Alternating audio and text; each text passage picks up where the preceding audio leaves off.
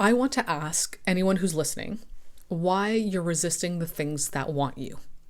This is such an important question that I have had to ask myself throughout my life. I still have to, I still struggle with this.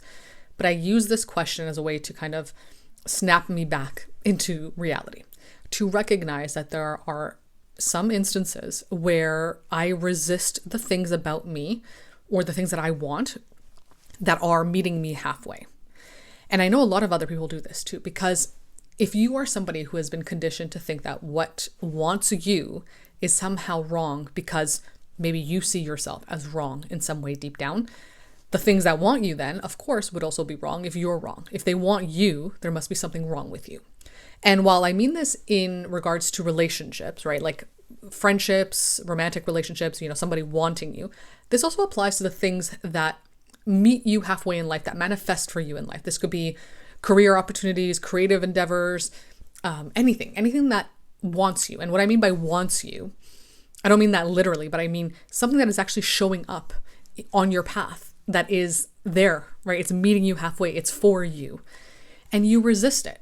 You resist it because deep down there is a belief that if it's for me, that if it wants me, then it's not good, then it's not right, then I shouldn't want it. And so you might then chase the things that aren't actually for you, that don't actually want you, that aren't aligned with you, because you think that they are somehow more worthy or better because they have nothing to do with you and who you are and what is truly aligned for you. And that, of course, then just exacerbates that feeling of being wrong, being unworthy, being unwanted. This can, of course, apply to relationships. So chasing people who don't want you, quote unquote, meaning not that they don't want you, in the literal sense necessarily, but just that they aren't meeting you halfway. They aren't showing up in the way that you would want a partner to show up, whatever that means, whether or not it has to do with them liking you or not liking you, because that's not really the point here, right? The point is about you and the way you see yourself, the things you allow into your life based on how you see yourself. So you might chase people that don't want you, that aren't for you, that aren't aligned with you, that have no flow in the dynamic, right? It's all friction. Because you think that if something has flow rather than friction, that if it's showing up on your path, that if it is for you, then it must not be good enough. It must not be right, because you've been conditioned to believe that you should only chase the things that aren't flowy for you, that only cause friction, because only those frictionful things are worthy and worthwhile. And this doesn't mean that you have to allow everything that wants you into your life without discernment of what you actually want or what works for you, or allow anybody to have access to you just because they want you. What I mean is the things that are actually aligned with you, the things that are meeting you halfway. This applies to work, I think, especially for many of us who have been conditioned to believe that there are only, 3 types of jobs you can have in your life, right? It's either doctor, lawyer, or accountant. And there's nothing wrong with those jobs, of course, right? They're all valid. All jobs are valid. But if you've been conditioned to believe that there are certain types of things you have to be, or certain types of hats you have to wear, and only a certain amount of them are valid, and especially the ones that are just not aligned with who you are or how you are as a person, they are just completely different than what is authentic for you, then you'll chase those things and avoid or resist the things that are calling to you, that are for you, that want you. Maybe you're a great artist in some medium. Maybe you're a great painter and you are called to it and you do it often and it flows for you, but you resist it. You resist leaning into it because you feel like, well, if it's so easy for me, if it's so frictionless for me, then it must not be worthy or worthwhile because I don't feel that I am worthwhile in this way. And this isn't a conscious belief, right? These are very subconscious beliefs. And I talk about this a lot in my content because I think it all ties together in this way, right? This is usually the underlying reason, right? Self-worth is the underlying cause to a lot of our struggles. But I wanted to posit it in this way, right? Provide this question for you to think about, because I think it's really important when you are faced with something that shows up for you, that meets you halfway, and you notice yourself resisting it. You notice yourself pushing against it instead of leaning into it and being taken by the tide of it, right? Like if you're imagining it as being in a river, right? In flow state, being carried away, not having to do much effort, right? You put work into things, of course, but it's not so difficult and forceful in the way that you might be conditioned to believe things in life should be. I think the things that are for you, that are aligned with you, while they require work, everything requires effort in life, of course, They don't require friction. They don't require you to go against your natural sense of self in order to exist. Of course, there are things in life that we have to do because that's just how life functions, right? We have to work, we have to do jobs that make money, we have to provide for ourselves, like totally. I'm not saying to disregard that by any means. But I think there are things in life, aside from those, that the things that you have to do, aside from those, that we still resist because we don't feel like they're worthwhile, simply because they are so frictionless for us, simply because they are so simple and easy for us, or easeful for us. Those things are what make your life enjoyable. Those are the things that make you feel purposeful. Those are the things that make you want to continue living life. Consciously, you might think, no, I have to do this. So you do these things and you feel maybe purposeful because you're functioning in the way that you've been conditioned to function, right? You've been told that this is the way to do things, right? Doing this kind of job, living this kind of lifestyle. Sure, and you might feel purposeful in that. And again, there's no right or wrong, good or bad here, right? This is just for you to reflect on about your life, the way you feel about things. But maybe there are things that you're resisting that are deeply for you, that deeply resonate with you, that provide deep enjoyment. You're not letting yourself experience them in life, and you're cutting off part of this enjoyment that you have the opportunity to experience. You're cutting that off for yourself. You're holding yourself back from that.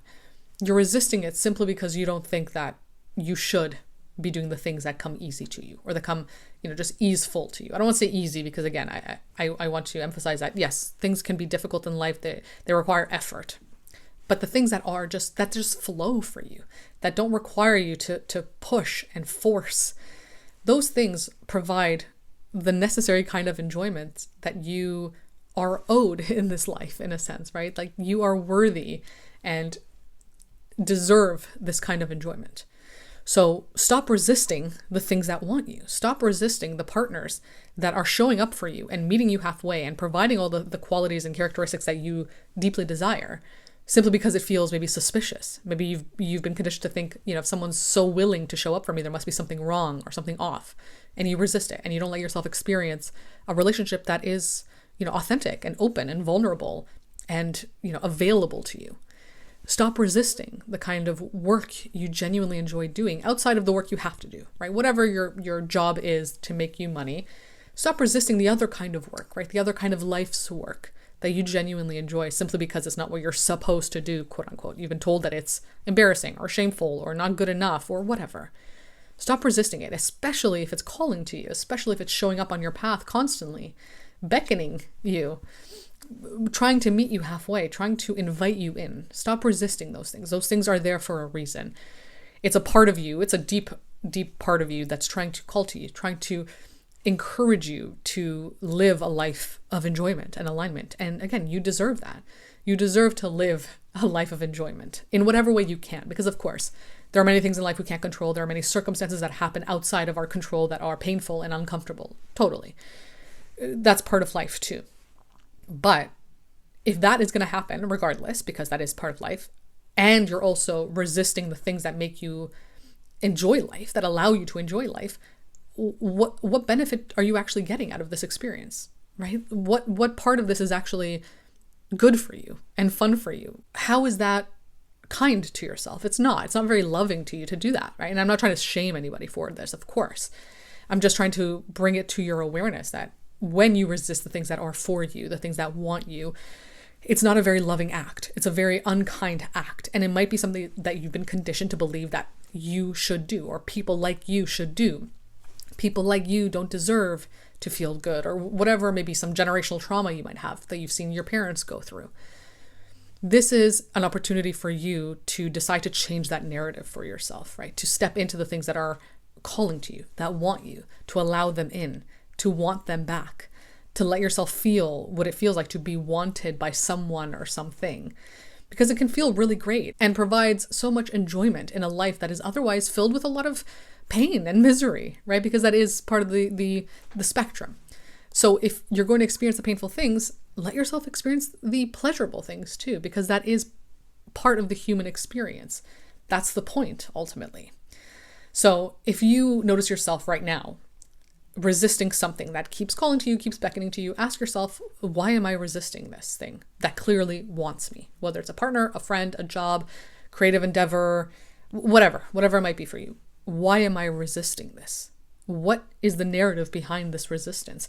What is it providing me, right? Because there might be something there that this resistance might make you believe is good for you. Is that true? Really question it. Because why is the narrative that you should be forceful and fighting for the things in your life, that it should be frictionful?